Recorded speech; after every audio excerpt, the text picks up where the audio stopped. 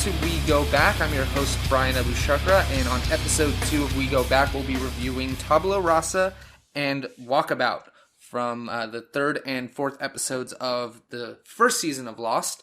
First, wanted to start off by saying thank you to everybody who checked out the first official episode of We Go Back. I'm really, really happy that you guys are excited about it. I only got positive responses, and I wanted to thank you guys all for your support and for the emails, which I got a couple of emails from you guys this week. I'll save those till the end of the show, so that it kind of covers everything that we read rather than try to pepper it in. But let's jump right into the first episode, Tabula Rasa. If you guys don't know, Tabula Rasa means clean slate in Latin, and that's going to be a pretty important theme for this episode of Lost. That's why it's the title. So we in this episode focus a lot more on Kate. So this is one of the Kate-centric episodes of the show, and we find out for sure that she is the fugitive in this plane, and you know what kind of brought her there, because we still have no idea why she's there to begin with, like what she did that was so horrible that they had to go to Australia to try to find her. One of the first things that I always noticed about this episode, about the characters, is that they all have different hairstyles, and I pointed this out in the last episode, but that's mostly because this was shot considerably after, like I want to say 6 weeks to maybe even longer after than the original pilots, and so, like, Sawyer's hair is longer, Saeed's hair is longer. I think so is Shannon and Boone's. But anyway, that's why. I always notice it. I figured I'd point it out to you guys because maybe you never saw it before. We start off with them sitting around the campfire, sort of discussing what happened to them as they crashed, and that basically we find out nobody knows where they are, so they don't know where to look. This points out one of the cool things about Lost that they just sort of subtly threw in there from the beginning, and that you just sort of accepted and never really thought about later. Sawyer does not call anybody by their first name for like any reason. As far as I can think of, especially here in the beginning, I can't remember him calling anybody by his first name, by their first name. So that's something that I noticed here and wanted to point out to you guys. Like, he's already called, Saeed Al Jazeera. He calls Kate Freckles.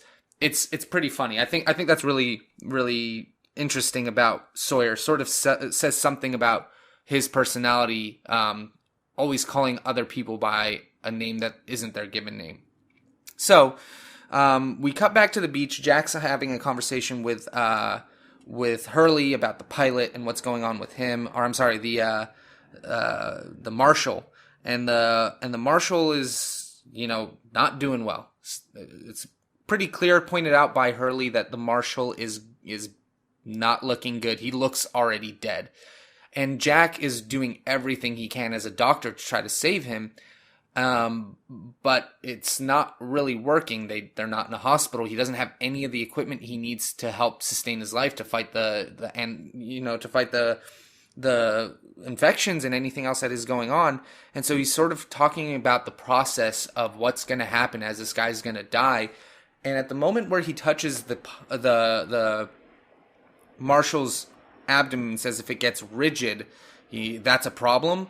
I feel like he's starting to feel it get rigid, but Jack just can't let go. He has to keep trying to save this person's life, even though he sees that there isn't that much hope in it. Even this early on, he's sort of already understanding that it's not going to happen the way he wants it to. And I think that's interesting because you can read it in his face, I think. He stops what he's saying, kind of looks up at Hurley, and then just sort of moves on with what he needs to do. And that's when Hurley sees the mugshot, kind of freaks out, and Jack kind of like is nonchalant about it, almost protecting her for some weird reason. You don't understand why. I mean, they're hinting at something normal, which is some sort of romantic thing. But why at this point? You've only been there, I think, 4 days, or 3 days. So why are you protecting this person already? So the next morning, we're back at the beach, and Saeed is telling everybody that the transceiver didn't work, the battery died, and they had chosen to lie to the group about what they heard because they don't want them to lose their hope. They don't fully understand the message. They have no clue what's going on.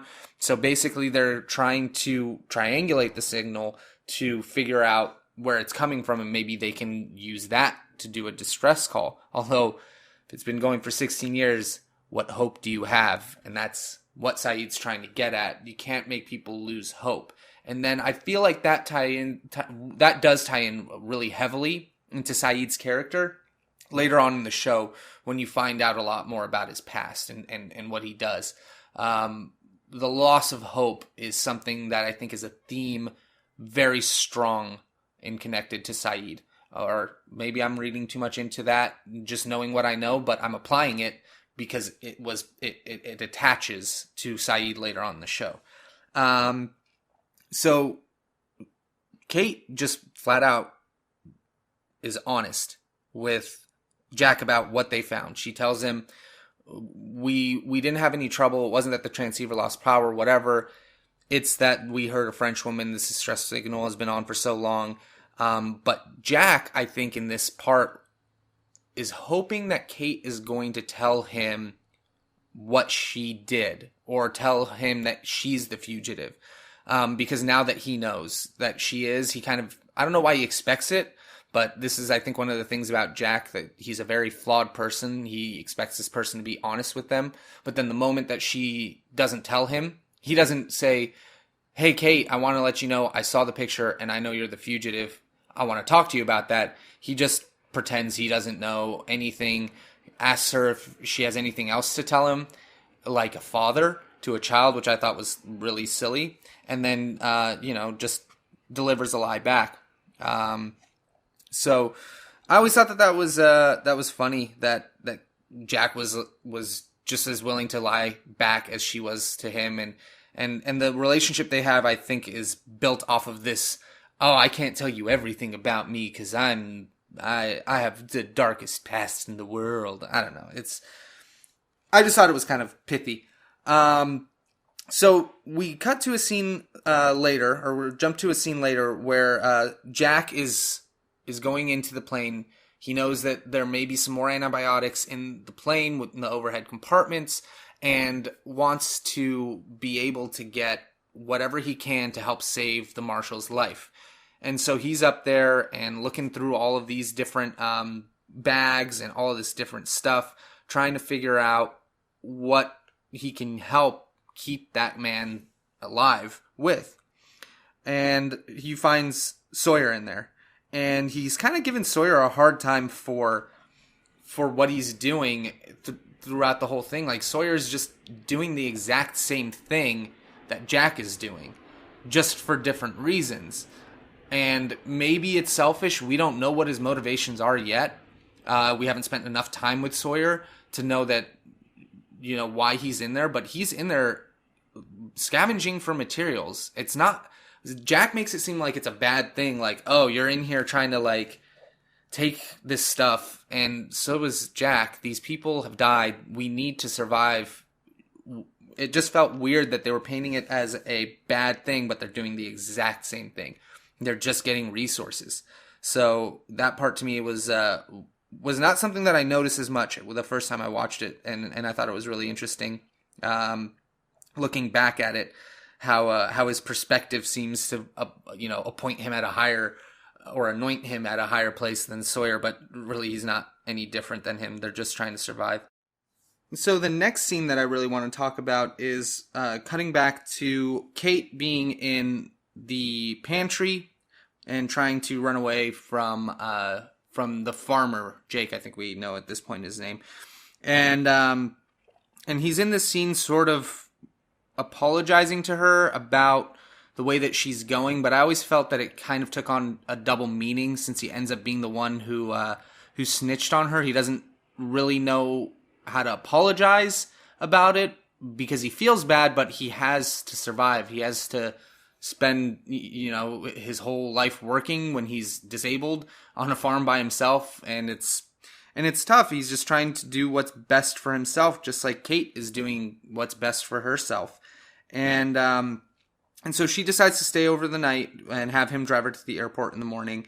And I always felt like that was a really nice exchange that he had with her, that she was able to sort of hear him say, "I'm sorry for what he did," but not have a real apology given to her. Because, you know, the next morning you find out the marshal's right behind them on the road, chasing him down the road, and runs him off because of Kate. And that's really interesting because she's caused her friend now to be in a, he betrayed her, but she's just doing what she's got to do to survive. And now he's in this horrible accident. He can't get himself out of it. But here's the interesting thing. Kate, being the fugitive that she is, having a U.S. Marshal running her off the road to get to her, she saves this guy's life.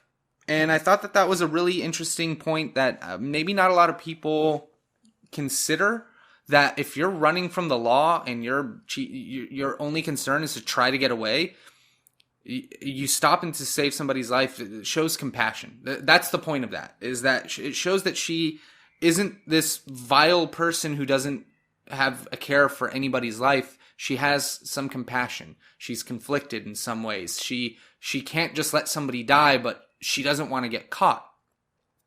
And that really ends up leading to her getting caught later on because she saves his life, and the marshal's right there with the gun. And I always thought that was a very very poignant part of the show. It gives you a good background for how Kate is, without telling you too much. I also thought it was really interesting in a later scene, switching over to Michael and Walt. They're under the fuselage, harbored from the rain, and Walt is really just upset with his estranged father. He wants his dog. The comment that his dad made the night before about getting him a new dog, like, shows the inexperience and lack of connection that Walt has with his father, and that obviously Michael doesn't understand what is going to make his son happy. So he's trying to do everything he can to win his son's love back. And he tells him, I'll go get your dog as soon as it stops raining. I swear to you, Walt, I'll go get your dog. And within a second or a half a second, it stops raining. And I just wanted to point that out, because that is the first of a few things that surrounds this two. That's the first of a few things that surrounds these two. That's really interesting because of how supernatural it is. So we'll just leave it at that without giving you too much. Just pay attention to that. It's not supremely large. It just ties into a larger umbrella of things surrounding these two characters. So I wanted to make sure that you're aware of that. So we'll go ahead and move on to one of my favorite scenes here in Lost.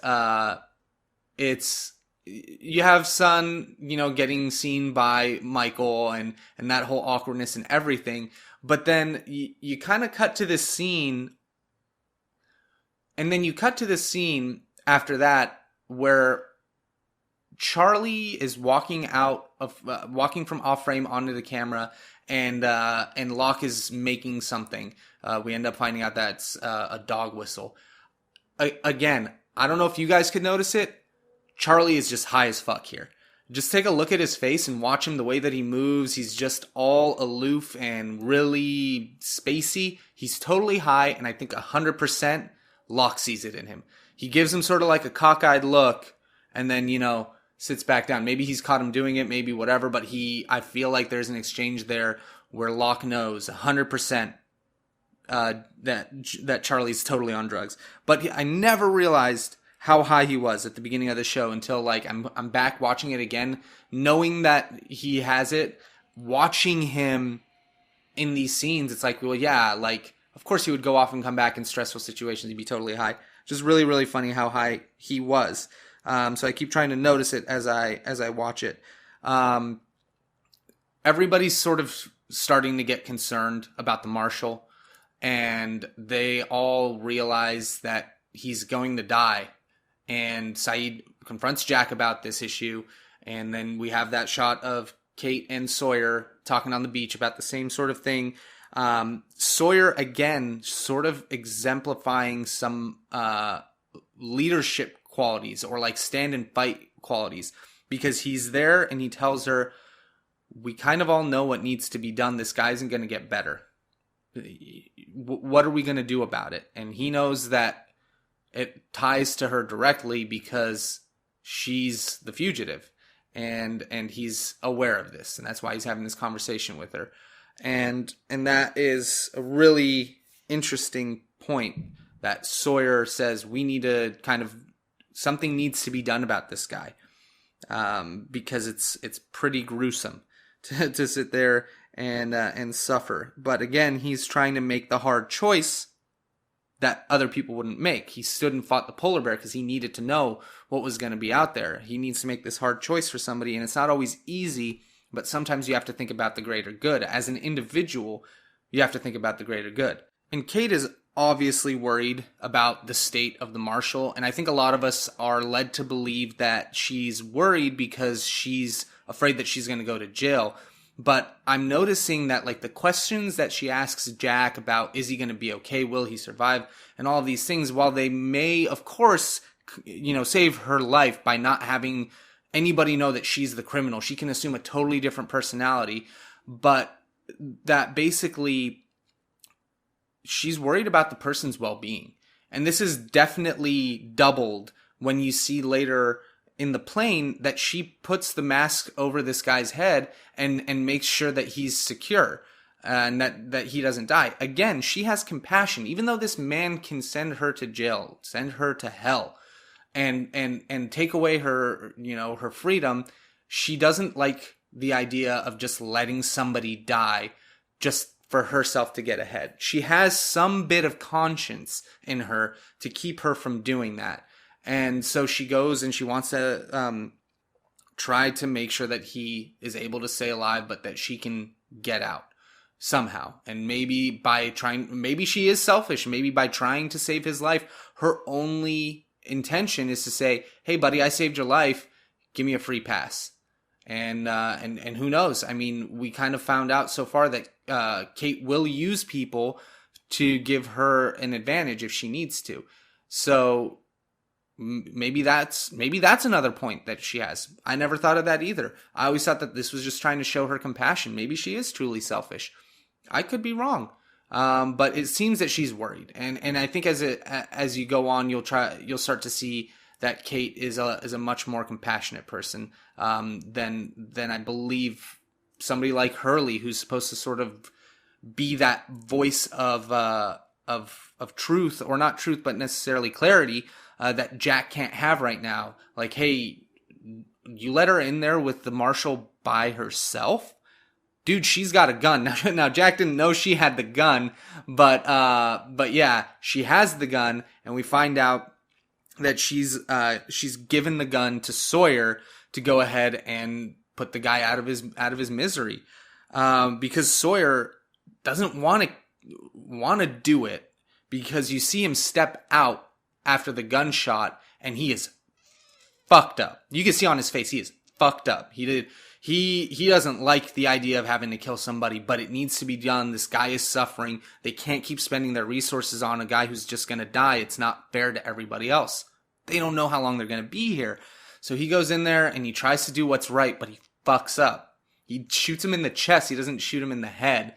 And then you can see he is 100% messed up by it. And now Jack is like, it's going to take him a painful amount of time to recover from this. Like he's not gonna be able to die peacefully, which maybe Jack could have done. Who knows? I'm not entirely sure. But either way, this is what needed to be done. And the marshal even asks for it. When he's talking to Kate, he's like, don't let me sit here and suffer. And he, in that point, realizes that Kate maybe is not the awful person that he thinks she is. And maybe he already knew that, but we see that he understands it in this moment, because he asks what was the favor. He needed to know. He couldn't die without knowing what the favor was that she wanted to ask of him. And she wanted to make sure that that Jake got his money, that the Australian farmer got his money, because he needed it. And she cared about him and his ability to survive as well. So that leads back to Kate being a person who actually cares about the people around her and isn't just there to abuse or use people. And I thought that was a really, really cool exchange. I think it showed that the marshal realized maybe he shouldn't have been chasing after Kate. Maybe the law isn't always right. Just because she did something wrong doesn't mean that it was, a reason to send her to jail. I feel like I got that kind of feel from him, like this realization on his face. I'd like to think that was written into that. If not, please let me know if you disagree. Let me know what you think about the characters. If you disagree with me, absolutely let me know. I want to know what you guys think about it, because that would be interesting to see if you guys see anything else in it. You got to remember, I'm watching this show with an unnecessary amount of rewatches behind me. So even though it's been a while, my preconceived ideas and themes and theories are still in place. So I would love to see what people with a totally new, fresh set of eyes or just totally different perspectives have to say about the show, because I'd like to have that kind of conversation with you guys. And the emails that I got this week, I'm really excited to share with you at the end of the show. It's good. Keep them up. I really love your guys' thoughts, your ideas, and the things that you see. This is what will help make this podcast even more fun, is us being able to kind of replicate that large scale communication that we had when we were watching the show as it came out, which was really one of the coolest things about the show. I feel so bad you guys are going to miss out on all of the augmented reality stuff that they did, because that was a really, really cool thing that they had. They would show commercials and stuff like that, and you didn't even realize they tied into the show, but you'd go online and you'd check up and you'd be like, oh my God. And then you'd find a website and you'd start to like dig deep and find out all of this cool, like secret sub level explanation to something that you didn't even know was being shown to you outside of the show. It was really cool. They did a really good job with the execution of this show. And no show since has had that level, that depth of into your life expansion. And at least not that I can see. And we'll talk more about that when it comes up and when we get to those parts of the show where they start talking about some of those things. I'll try to remember what I can and point it out to you. I'll also, I guess, go through and watch some of the special features and try to bring up what I can as I can. But there's a lot of stuff to cover. So let me know. The best thing you can always do is let me know. That way, again, I can just note it down and reference it, and then go out of my way to go and try to find it, either through the podcast or through going to my Twitter or whatever at King Lord Bryan, or just emailing me. We go back podcast@gmail.com. I'll throw this in again at the end of the episode, but maybe you weren't listening this time. Anyways, let's jump back in, because I went on a little bit of a tangent here. One of the things that I thought was cool about this part is that it shows that everybody is involved in the decision-making process. It's a very democratic relationship with everyone here. People kind of make a decision and tell their leader what to do, or tell the leaders of the camp what to do. And then they, kind of make the decisions as a group. You have some bit of leadership elitism, like top down in that regard, when you have them lying about the French woman's transmission. But then you do also have that the populace kind of controls what the leaders do and how they behave. So you see that in this, it's very democratic. And that's really interesting, because this is a theme that I didn't notice as I watched it the first few times, and I think that that'll come back later. And I'll point it out as it does. So I thought it was really cool. Moving on to the reunion of Vincent and Walt. Locke finds the dog and wakes up Michael only. Ties the dog off, wakes up Michael, and tells Michael, "Hey, I found your son's dog, but I think you should be the one to give it to him." And that's really cool, because I think, like I said before in the previous episodes, Locke is kind of sensing that there's an issue between his father and his son, and he wants to see them reunited. And that's something that comes back, that theme comes back to be very important to John Locke. So him having the father give his son's dog back as a bond, like, my son, you mean something to me. I went and I found your dog because I understand that this is important to you. And if you're my son, what's important to you is important to me. And I felt like that was a really cool thing that Locke did. Because he could have just brought the dog back and been like, hey, look at this dog. But he gave Michael an opportunity to step into the role of a father. And I think that that's a very important thing entirely in life in general, but specifically to Locke and specifically as we go on in this show. The next important point that I thought was worth mentioning is the conversation Jack has with Kate on the beach. He tells her, I know you're the fugitive. And she wants to tell him what she did, but he tells her that what we did before here doesn't matter. We have a chance to wipe the slate clean. Call back to the name of this episode. I mean, that's basically the whole point of this conversation. We're here, we're on this island, and that takes us into a very important next ending scene of this show. You see everybody sort of settled in and hanging out on the beach and organizing their lives and putting things together, and everybody just sort of settles into it so easily. Hurley's listening to music on his CD player and just kind of like going about your daily business. And even though you don't know what's going to happen to you, you're stranded on this beach. It's back to normal, I guess, because we just have to create a normal, and really sort of solidifying the last point that Jack just made about this is who we are now on this island. We aren't who we were before. As long as we're here, we are what we can be to each other. And you just sort of see everybody settle in. And for the longest time, it always confused me, the ending of this episode, where we watch the camera slowly turn around and end on Locke with that really, really foreshadowing type like sound and music and like presentation.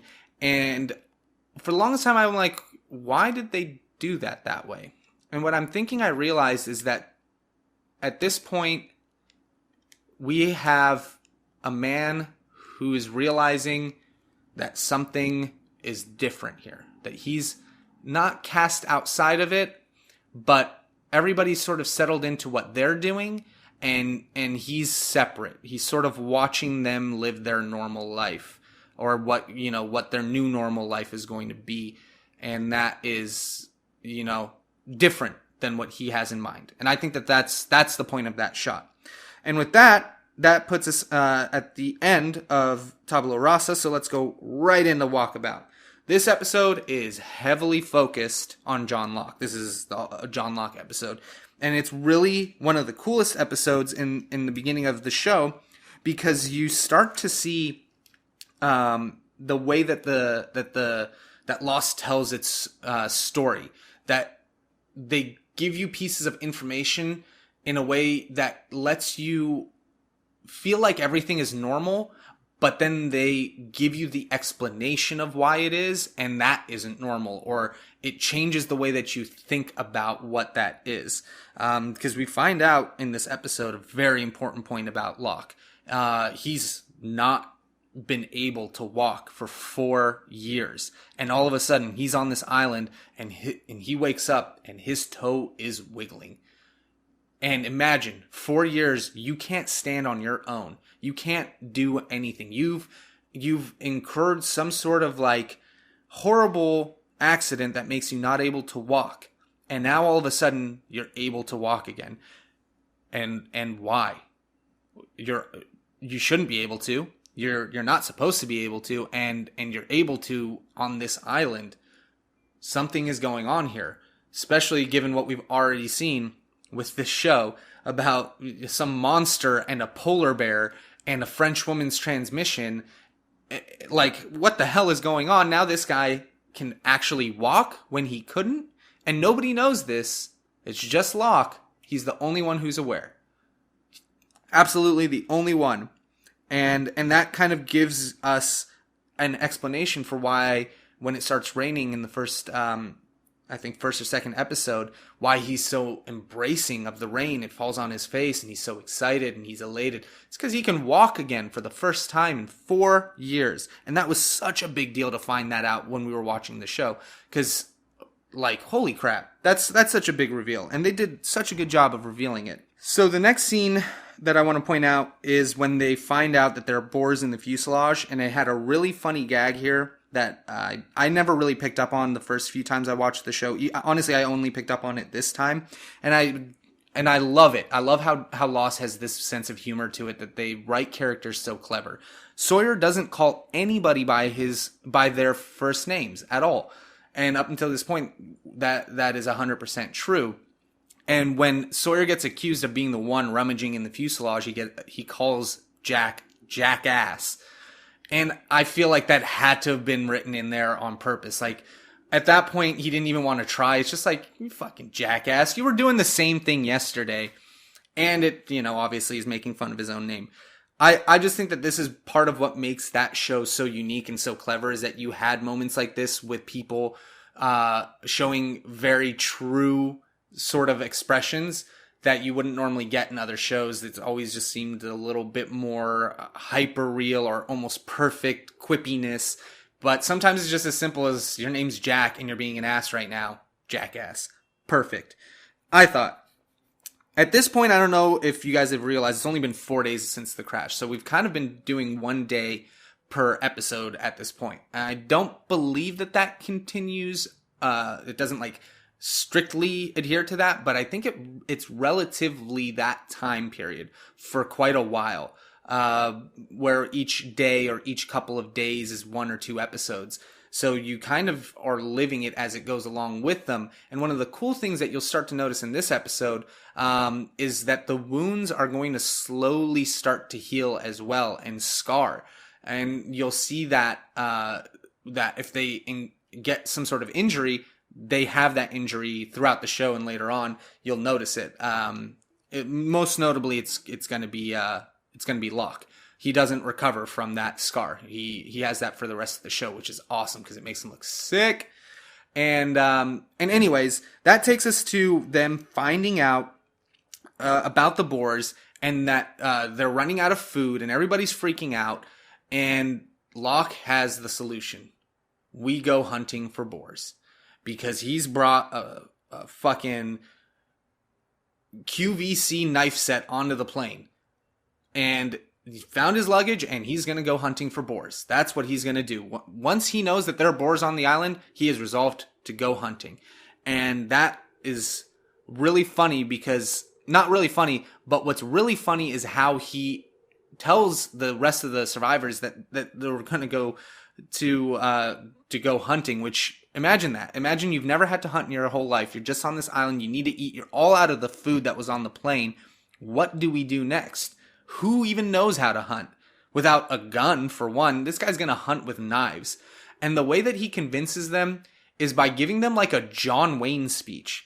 And I didn't notice that at all until I watched it this time. But we find out that he works a normal office job and that he doesn't have any experience of anything. Like, he gets called colonel in the next shot.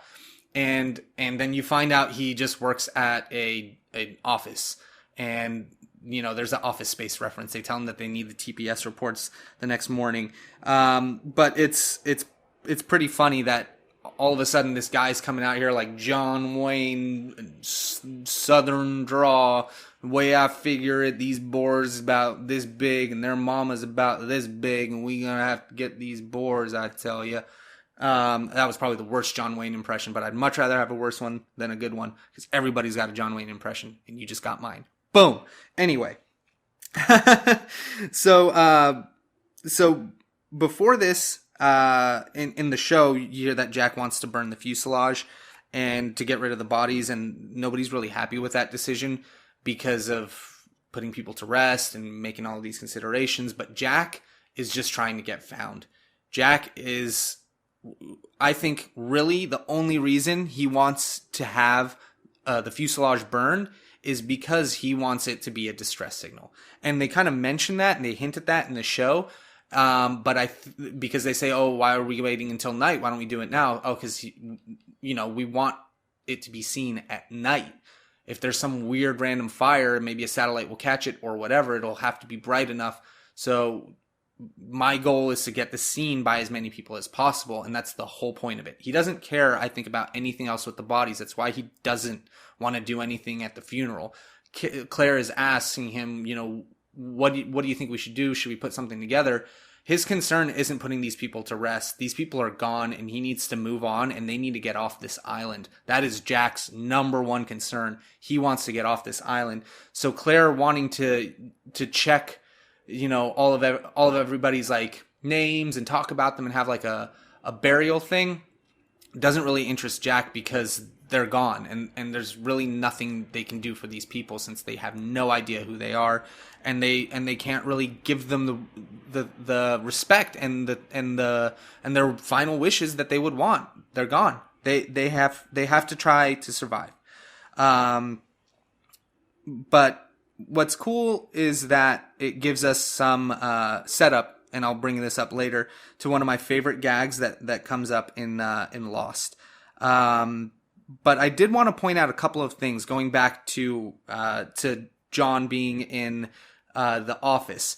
You have Randy, his piece of crap boss, asking him for TPS reports. Like I said, that's an Office Space reference. But I want you to pay attention, or not pay attention, remember Randy. I just want you to remember him. I'm going to tell you right now, remember that guy's face.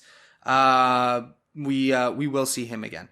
So I just want to see if you guys notice where. I won't tell you. I'll always just tell you, I'll try to just tell you, like, remember this, just so that if you don't want to be a crazy person like me and watch the show over and over and over to see these things, that's kind of one of the things that I want to try to help you guys with this show, is to give you that ability to watch it and get as best of a full experience from my perspective that I can give you guys.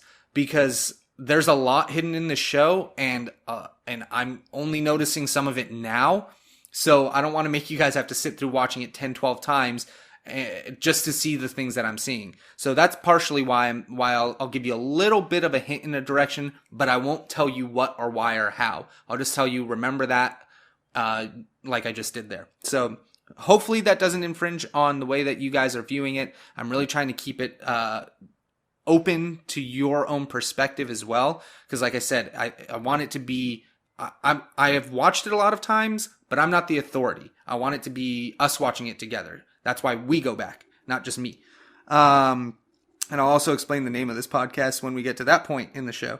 But yeah, what I think is really cool here is that we get a sound bridge coming out. And I just wanted to point out to you, I don't know if you realized it, but as Locke is punching away on his little calculator, you hear that same ticker noise that you hear from the smoke monster, which I don't think a lot of people notice, but you just hear that ticking noise that the monster makes later on in the show. Or not later on, but just the monster makes. And a cool thing that we get from that point on, because it cuts back to the beach and you see Jack talking to Kate about going out on the hunting, and then we find out, or not then we find out, there's a reference here that Jack says to Kate about the Heart of Darkness, going into the Heart of Darkness. That is absolutely not a huge point, but that is absolutely a reference to the book. I don't know if you guys have read the book. I have not. But the book Heart of Darkness by Joseph Conrad, I think, is a book about the journey into the heart of the Congo, and it shows the little difference between civilized people and savages. Now, if that's the only point and only main theme that they meant to tie in there, and that was supposed to be just kind of, sort of a nudge, nudge, wink, wink, maybe. Also, if you didn't know, Heart of Darkness was adapted into the movie Apocalypse Now, directed by Francis Ford Coppola, which I just watched recently, and it has nothing to do with Lost, aside from it being in a southeast looking type of Southeast Asian looking type of place. But it's very much that, about who is a savage, the people who believe they're civilized, or the people who are not working within their own civilization to be making each other better or making each other stronger as a human race. So I thought that was a really interesting reference that they point out there that I wanted to bring up to you guys, just in case you didn't catch it and just in case you don't know, because there's a lot of stuff like this in the show. For goodness sake, John Locke is a philosopher. Look up his philosophies. Tell me that doesn't end up matching up with some of the stuff that you see from this guy while you watch this show. I don't know. Like I said, I don't want to paint a picture for you guys, but you don't choose a name like John Locke unless you mean it. You don't put the title Heart of Darkness in this in this episode, unless you have a point for it. So I think that these things are some nice little directions into where some of these characters' motivations and feelings are from. So I want to point out a fun little point here that I love. This is a gag that recurs throughout the rest of the show. They talk about a couple dying, and one of the guys' names is Steve. Steve is the one who dies. I'm just going to say that right now. When it comes back up, you'll see why I made such a point. It's a really funny gag. Steve is the one who dies. Steve. So that is something to remember. And then I wanted to talk about this funny interaction here with Boone and Shannon, talking about how she isn't able to sustain herself, and what she ends up deciding to do is employing the use of Charlie to fish for her. She uses her sexual, feminine wiles she uses her womanhood to abuse Charlie and make him do something for her, which is not at all what her brother is trying to get her to learn, because the whole point is that he's trying to get her to learn and be helpful and realize that she needs to start taking care of herself, that other people can't always take care of her, but that's all that she's used to. Obviously, she goes straight to somebody else to try to help her when her main person, her brother, isn't willing to help her out. And she doesn't care about Charlie as a person. She just pretends to try to help him. We really want to focus on this scene here of Locke and his friend playing, or his coworker playing, I believe it's Risk, during their lunch break, and Randy comes back in, is giving them a hard time, and finds this magazine about going on a walkabout in the Australian outback and what that is, and Randy doesn't believe that Locke can do it. And up until this point, we're thinking, yeah, it's probably just because Locke is an old dude who isn't capable, and maybe this guy doesn't know the kind of training that Locke has, because look at what he does on the island. But no, up until this point, we still have no idea why this guy's being such a dick to Locke and telling him, you can't do it. And we hear a line that is very important to John Locke. He says, he doesn't tell me because I've never talked to him. He says, don't tell me what I can't do. And he says it kind of quietly. He just says it under his breath. And then he explains the story of the guy who climbed Mount Everest with, being a paraplegic or something. And we come back to Locke in the jungle going to hunt, and he is resolved. He is going to catch and hunt and get food and do what he can to survive, because he's resolved. He wants to get this done. And so then you have Kate telling him, John, you can't. And then in this scene, he says, don't tell me what I can't do, but it's with that resolution in his voice. He is willing to do it. He is going to do it. He's resolved. Don't tell me what I can't do. I'm going to go get this boar. But what she meant is, you can't because I need your help. At least that's how I read it. Saeed gets a letter and a photo from somebody it looks like that he cares about a lot, and he thought he'd misplaced it and he'd never get that back. Of course, that is going to come back to be very important later on. That, I think, is a very traditional way of telling a story. You show them a picture, you don't really explain it, it's going to come on. A lot of Lost mixes that, because there's been a lot of subtlety so far, and I've tried to point it out as best as I can without, giving you too much information on it. But this is one of the times where it's just like, here it is. You're going to wonder about this. You're going to probably get an answer to it very soon. Or at least that's how I read it. So that was just a small point I wanted to make you guys aware of, because I think it's important for her, or for him, to see her again. Like, he talks about hope, and he had thought he had lost hope of losing that picture. Look, here's his hope. The picture came back to him. He's got a little bit more pep in his step now. And I think that's really, really cool to have that exchange there. I didn't really realize that until I was just talking about it now. That's why that was in there. It gives him some of his hope back that he had lost, and that's a very big point in the show. So yeah, let's move on from that point to Locke being on the phone with Helen. We assume that's his lover, and we assume that that's at least somebody who that is his friend. But I don't know if you guys really paid attention to the state of John's apartment. His apartment is a freaking mess. He's got trash everywhere. He's got Doritos bags. He's got like just empty bottles all over his apartment, and it's just it's not in a good state. And I don't know if you pay attention to next to his machine. That's a dialysis machine. I think that's a dialysis machine. Either way, it's a machine that he has to be set up on so that he can function, his body can function normally. But that's medical equipment. That's why he's got it running there. But you just sort of see a man in shambles that you didn't really see before. Up until this point, you just saw a very capable person. He got that dog back. He's out boar hunting. He knows what they're like and what their movements are going to be like. And so now you're starting to get the curtain peeled back a little bit and seeing that Locke maybe isn't the same person that he was before, which ties into what we were saying about, the last episode in Tabula Rasa. You got the clean slate. Make yourself who you want to be here. Or at least that's how I feel is the message at this point. Jack has made himself this very, big leader and caretaker of everybody, and Kate is trying to go and help everyone, and Locke is trying to get everybody food and prove to himself that he's capable and able, and at some point you're going to find out why this guy hasn't been in a wheelchair his whole life, but maybe only 4 years.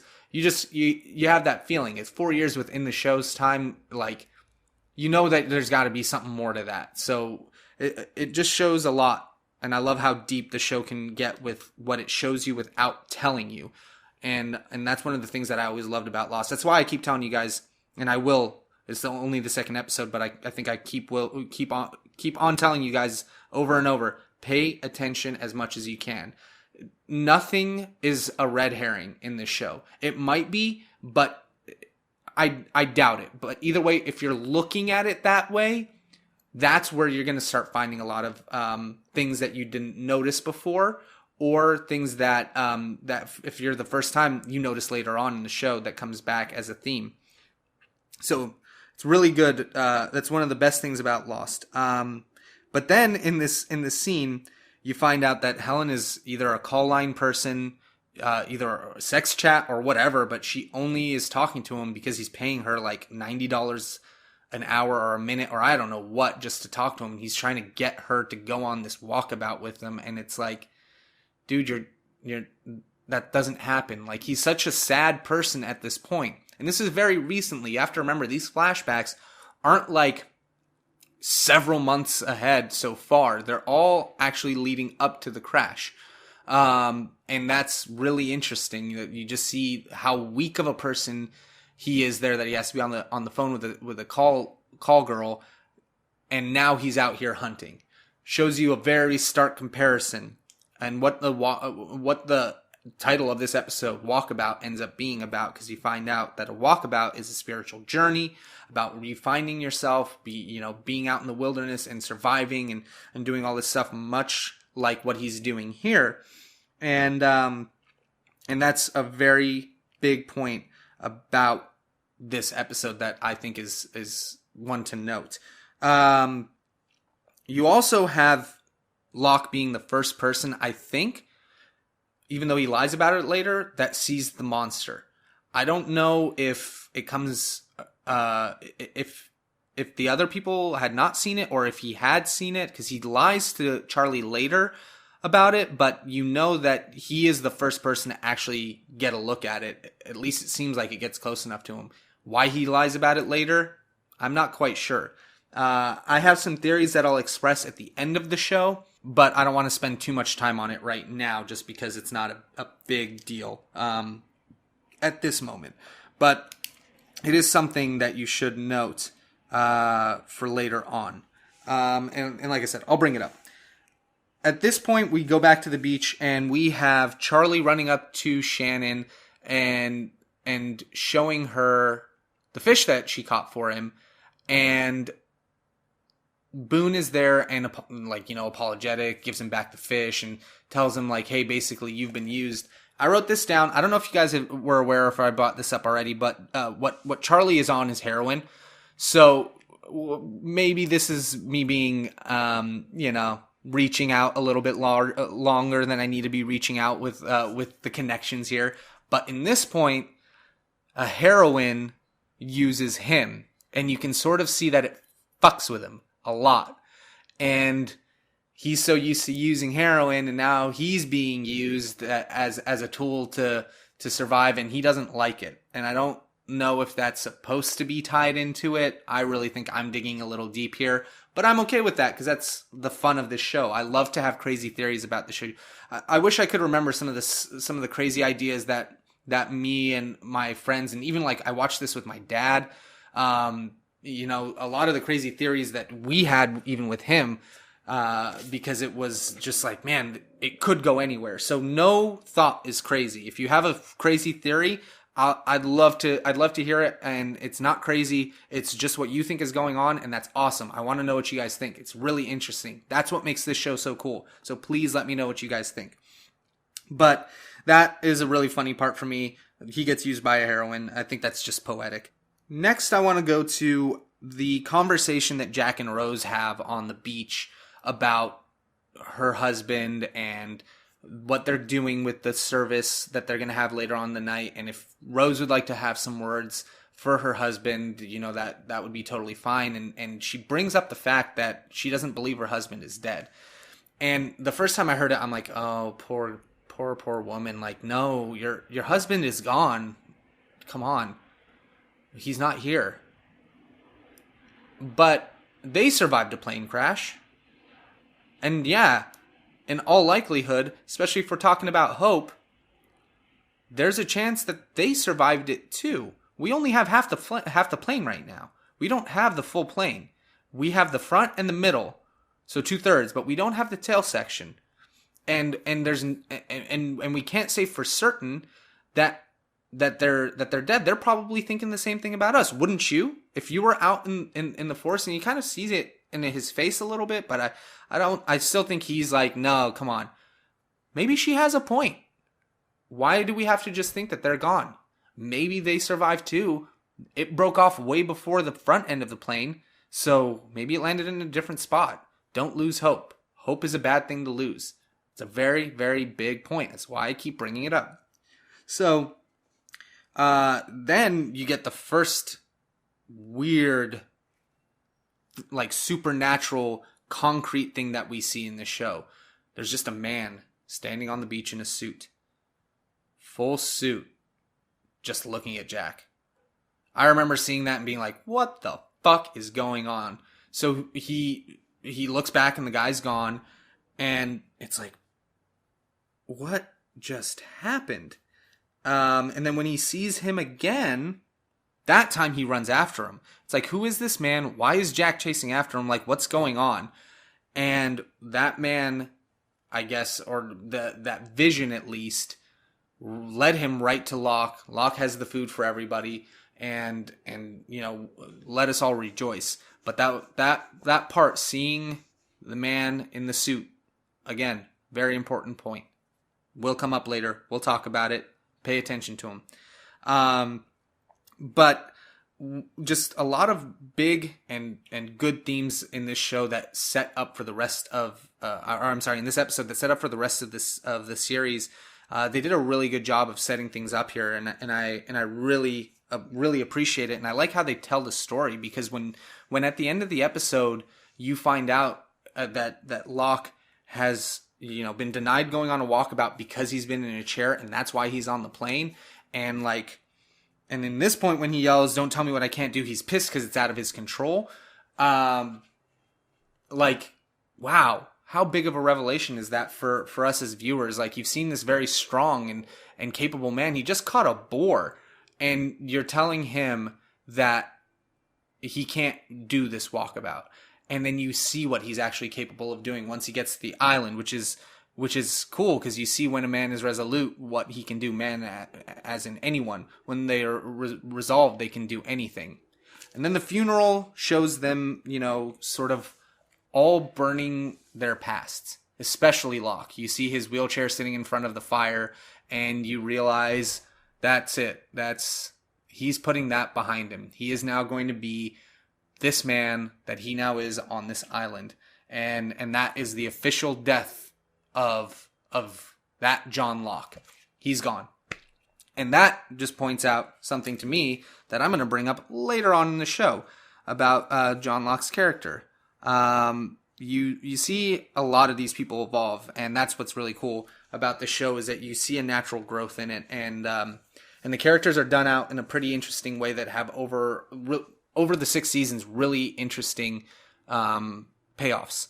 So now I want to get to a couple of the emails that I got in the past couple of weeks. And again, thank you guys for sending in big, nice, long theories and emails. I'll try to condense them and keep them, on point, so that you guys can really get the most out of them. But I really do encourage you to keep sending them in. WeGoBackPodcast@gmail.com. Be happy to answer them for you guys.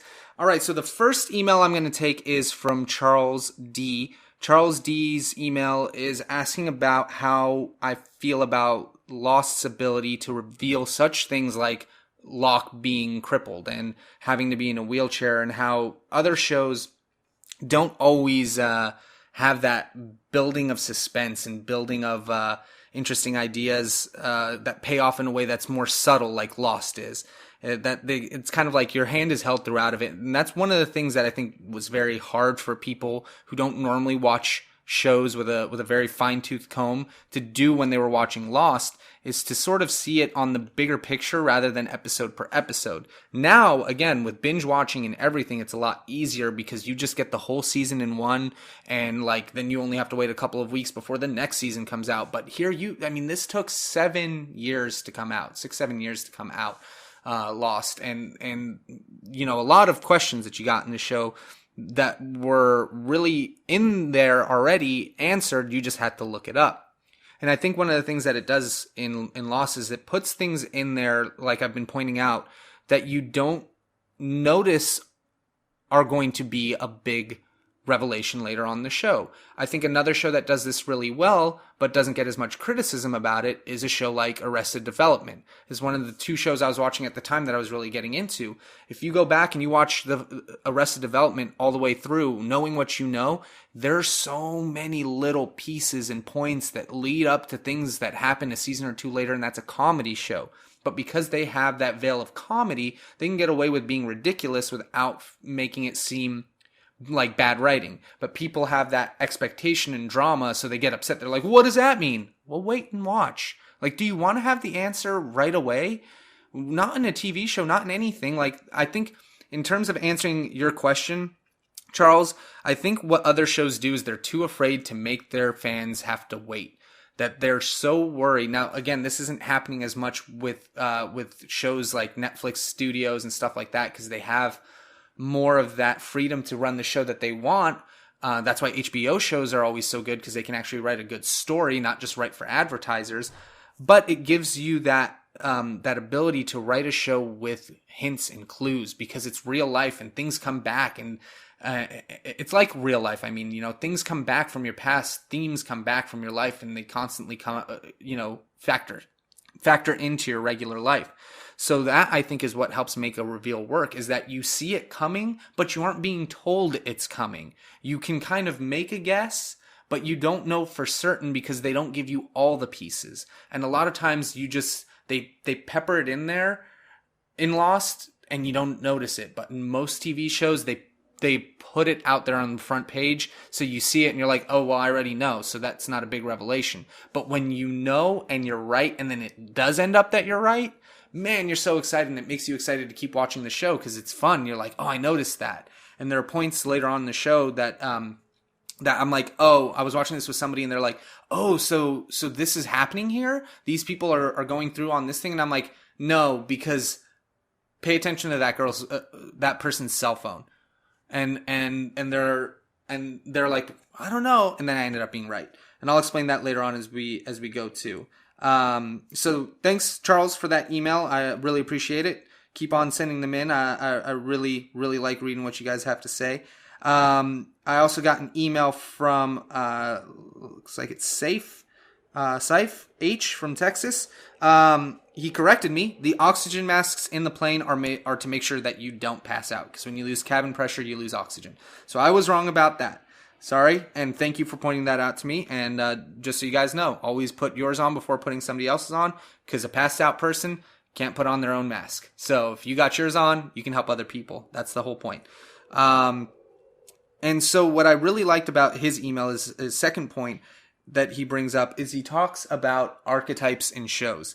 And that is something that I think Lost does a really good job of playing on. You expect to have certain things come up from these characters because you're so used to having them be a certain way. And you see that in characters like Kate, and I mean all of them, Kate and Sawyer. You know that there's something a little bit more to their character that we aren't seeing right now that is not what we expect that type of character to be, and then they flesh it out a lot later. And even with Locke, you see this guy who's this strong, capable hunter, and then you find out he works in an office and used to be a cripple literally 5 days ago before this plane crashed. So interesting. Pay attention to these kinds of things, that just because a character looks like they may be something doesn't mean that they are, and they will absolutely use that to play you. And it's one of the best things about this show. And there's a lot of good things about this show. Without it having to be like a big plot twist thing.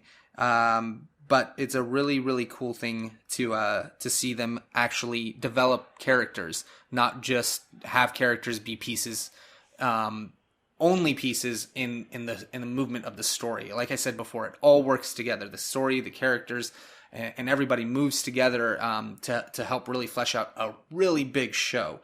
And then the last email, this comes from Walter, and this is talking about when Jack and Claire have that exchange on the beach about burning the bodies, and she wants somebody to speak, and he has no interest in it.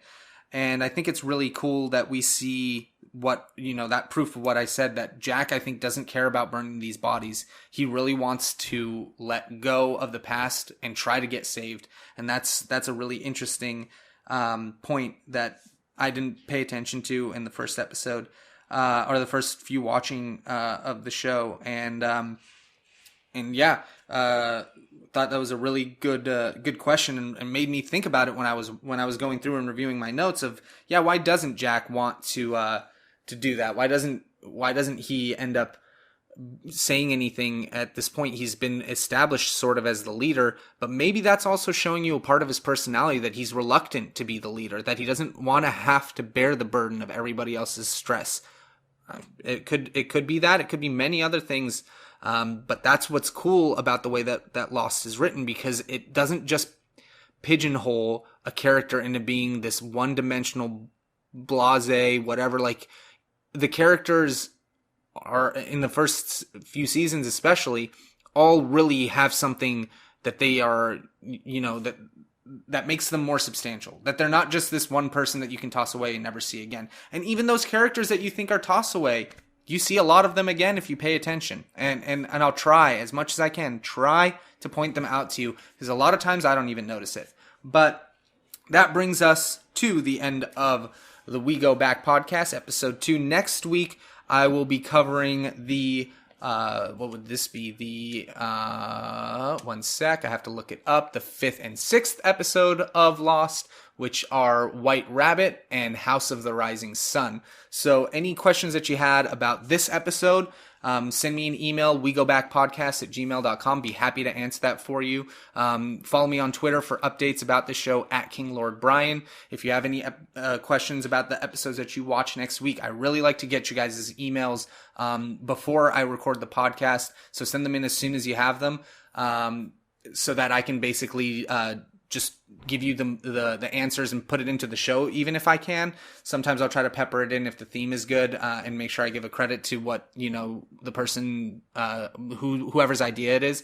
But just send in your emails for the White Rabbit and House of the Rising Sun, or any that you have. This isn't just a one-way thing. If I passed it, it doesn't mean that I won't try to answer it later, either by email or like I said, on Twitter. So let me know, and I'm really looking forward to seeing you guys next Thursday. And I appreciate you guys listening to this show, and I'll see you soon. Take care.